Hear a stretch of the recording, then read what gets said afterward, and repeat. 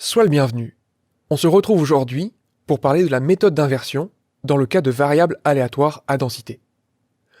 Le but, c'est de comprendre comment simuler une variable aléatoire à densité à partir d'un nombre aléatoire choisi entre 0 et 1. Donc on parle ici simplement d'une variable aléatoire qui suit une loi uniforme sur le segment 0, 1. Et pour obtenir une idée, on va se prendre une petite tranche de maths à l'arrache et obtenir, en compensation du manque de rigueur, une très bonne idée de la manière dont procéder. On va choisir x, une variable aléatoire à densité, et on va chercher une fonction g, telle que pour tout x, une valeur prise par la variable aléatoire grand X, on ait la fonction de répartition de cette variable aléatoire en petit x, qui vaut la fonction de répartition de g de u en petit x.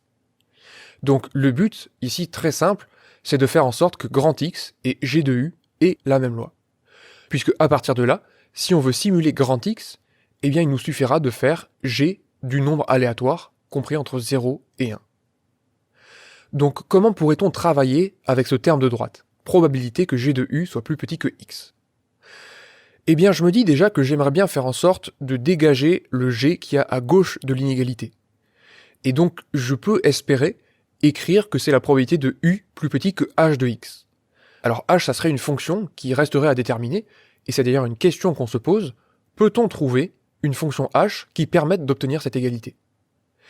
Et d'ailleurs, je me dis que tant qu'à faire, ça serait assez chouette que h prenne ses valeurs entre 0 et 1.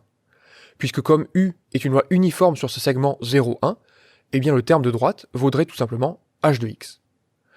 Alors là, c'est assez génial, puisque si je regarde les termes qui sont tout à gauche et tout à droite de cette série d'égalités, eh bien ça me dit que finalement, petit h, c'est la fonction de répartition de grand X. Et donc si je regarde l'égalité centrale, j'ai très envie de dire qu'un très bon candidat pour la fonction g, c'est la fonction réciproque de cette fonction de répartition. Ça paraît être un candidat tout à fait raisonnable. Alors bien sûr, si tu annonces ça comme ça de but en blanc, Marcel ne va pas rater sa reprise de volée et t'annoncer que la fonction de répartition f n'a aucune raison d'être bijective.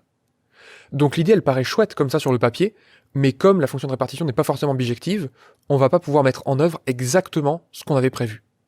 Mais on va pouvoir largement s'en inspirer. Et pour ça on va traiter un exemple qui va être celui d'une loi exponentielle. Alors si on trace la fonction de répartition d'une variable aléatoire qui suit une loi exponentielle, on s'aperçoit qu'effectivement elle n'est pas bijective puisque tous les points de R- sont envoyés sur 0. Mais par contre, si je considère la restriction de cette fonction de répartition à R+, alors là, il n'y a plus aucun problème, et on a une très jolie bijection sur l'intervalle 0, 1. Donc on va essayer de considérer plutôt la réciproque de cette restriction-là.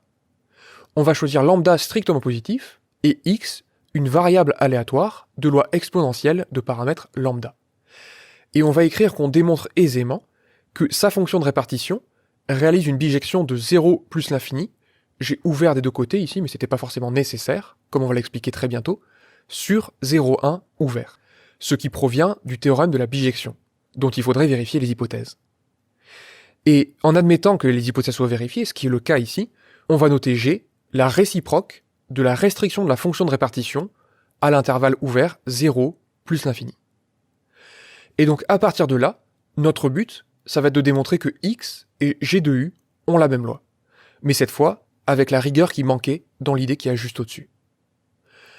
On va considérer, pour toute valeur prise par grand X, cette probabilité-là, qu'on va chercher à calculer. Alors ici, il y a un petit abus, puisque a priori, G prend ses valeurs dans 0, 1 ouvert. Et si on lui donne à manger un nombre aléatoire choisi entre 0 et 1, potentiellement, ce nombre peut valoir soit 0, soit 1. Donc on pourrait compléter, de manière arbitraire, G en lui donnant des valeurs en 0 et en 1.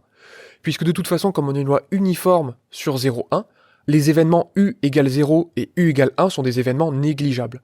Donc ça n'affecterait pas la fonction de répartition qu'on va trouver à la fin.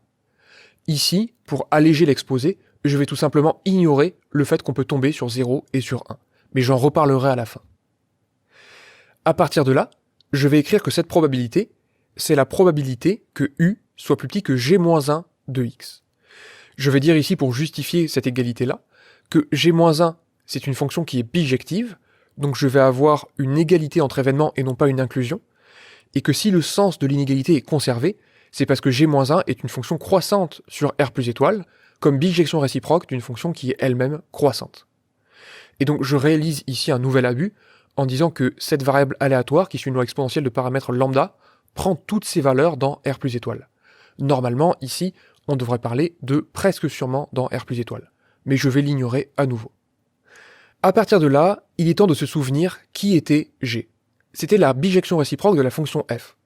Donc si on calcule g-1, on tombe, tout simplement, sur la fonction de répartition de la variable aléatoire grand X en petit x. Puisque par définition, cette restriction, c'est la fonction de répartition de x quand on lui donne à manger un réel strictement positif. Maintenant, on va dire que le terme qui est à droite ici, c'est un nombre qui est strictement compris entre 0 et 1, et comme U suit une loi uniforme sur le segment 0,1, cette probabilité, elle vaut la fonction de répartition de grand X en petit x.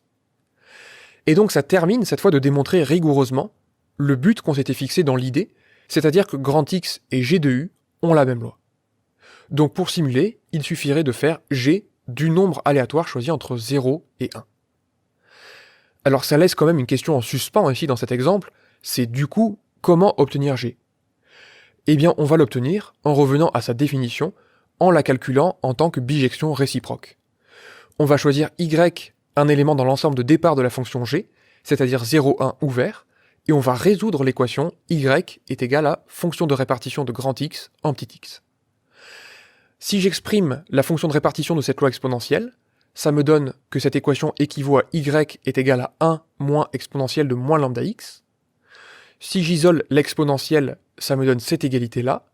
Et maintenant, j'ai envie de composer par la fonction logarithme pour aboutir sur moins lambda x est égal à logarithme de 1 moins y. Donc petit frisson ici, est-ce que j'avais le droit de faire ça ? Eh bien oui, puisque y c'est un nombre qui est strictement compris entre 0 et 1, je peux considérer le logarithme de 1 moins y. Et la deuxième chose, c'est que le logarithme c'est une fonction qui est bijective sur 0, 1, et donc ça me permet de conserver une équivalence à cet endroit.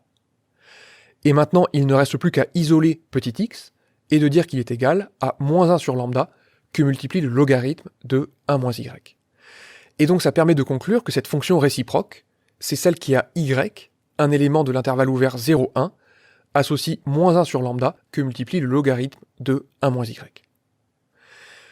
Donc ici, si on revient sur les petits détails qu'on a laissés de côté, on s'aperçoit qu'il y a un peu de quoi tirer la tête si l'ordinateur calcule g de 1, puisque notre fonction ici, telle qu'elle, n'est pas définie en 1.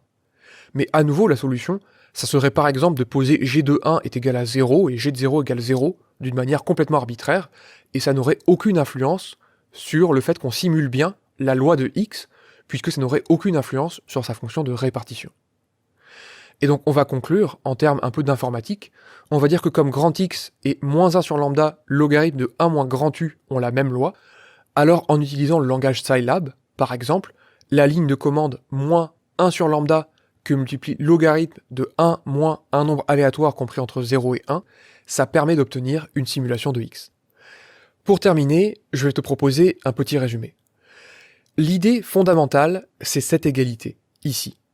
On voudrait faire en sorte que grand X et G de U aient la même loi, et donc on aimerait bien faire en sorte, dans cette inégalité, d'isoler grand U. Et on se dit, assez naturellement, que si on prend la réciproque de la fonction de répartition, ça pourrait marcher. Mais comme cette fonction-là de répartition n'a aucune raison d'être bijective, peut-être qu'il faudrait restreindre son ensemble de départ de manière à récupérer quand même une bijection de cet intervalle-là sur 0, 1. Que ce soit ouvert, fermé, en fait ça n'a aucune importance. Et à partir de là, on terminerait par le calcul de la fonction réciproque de la restriction de la fonction de répartition pour conclure. Si tu veux t'entraîner à remettre en œuvre cette méthode d'inversion sur un exemple plus simple, je te conseille par exemple de simuler une loi uniforme sur le segment AB où tu pourras reproduire exactement les mêmes étapes. Les calculs seront plus simples et en plus, le résultat que tu obtiendras à la fin, tu pourras retrouver des explications à son propos dans la description, mais c'est un résultat qui est parfaitement logique. J'espère que cette émission t'a plu, je te souhaite une excellente journée et je te dis à la prochaine.